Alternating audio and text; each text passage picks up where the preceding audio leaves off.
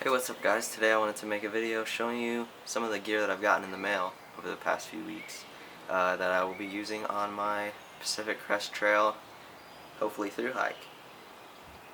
I picked up the Platypus Big Zip 3-liter water bladder to be able to carry more water, because I hear there's a lot of stretches where you go 20 something more than that miles without water, so being able to carry 5 liters, hopefully I'll have this, and 2 1-liter water bottles. At Toke's titanium pot, I got the 600 milliliter size because on the Appalachian Trail I had one that was pretty big. It was like 1.1 liters, I think, and I never needed that much space, and it was heavy, so I ended up sending it home and just going without a cook set.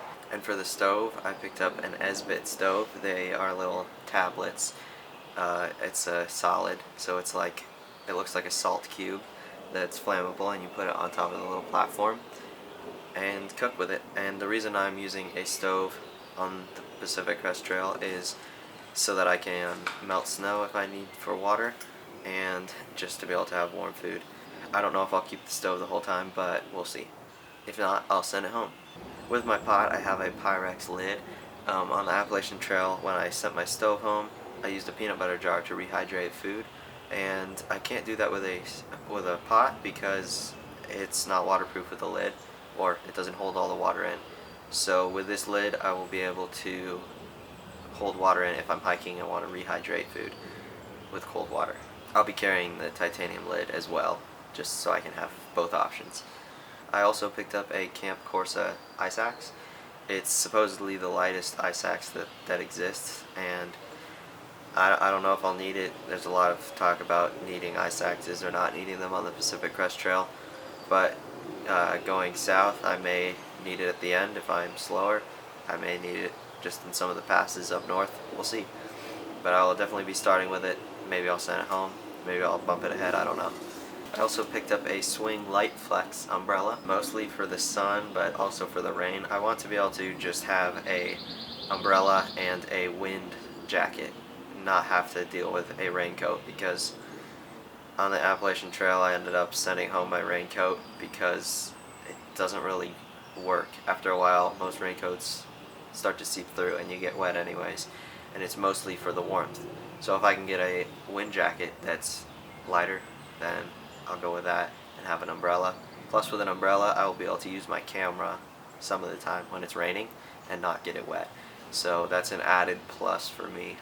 And I picked up an iPad mini 4, 128 gigabytes with the data package. The reason I got this was to switch out my phone for an iPad. It's a lot easier to edit videos on these kind of things, and I can use an SD card reader for an iPad and pull stuff straight from my card onto my iPad, and you can't do that with Apple's phones. So that's another way to be able to upload videos from my Nikon. If you followed my Appalachian Trail videos, you know that every single bit of those videos was from my GoPro that I carried, because I couldn't use the footage on my Nikon until I got home. So I just had some pictures and stuff that I could upload, but through Wi-Fi I couldn't take videos off for some reason. So I'll be able to do that on the Pacific Crest Trail. So I won't be carrying a phone, just the iPad, and I'll use that for maps and kind of things like that on there too. Plus the battery life is a lot better.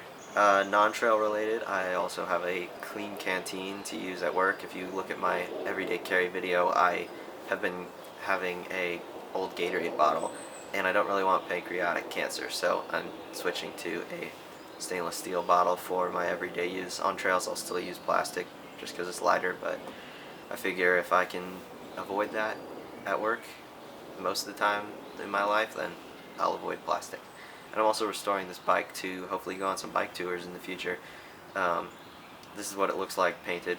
It was an ugly Trek before with some ugly decals and rustiness, and so yeah, I'm restoring it. So in the future I'll have a video of my process of doing that. After my hike, I will be doing reviews of some of this gear. Depends on if I use it or not. If I don't, I'll talk about why I don't, but I just wanted to let you guys know some of the things that I've gotten recently. If you have any questions about my first impressions of them, or anything like that it doesn't have to do with experience of using them, because I don't have experience with them yet, leave a comment. And as I get more gear, I'll be putting out more videos talking about them. I'll also be doing a video soon on how to use an iPad as your only mobile device, because I got rid of my cell phone to do that, and so I thought maybe it would be helpful for someone to know how to do that. There's a lot of cool things about using an iPad as a phone, and there's also a few things that are worse about using it over a cell phone. So stay tuned for a couple of those videos, and thank you for watching. If you guys haven't seen some of the older videos that I've done, I have a playlist called Camping and Stuff.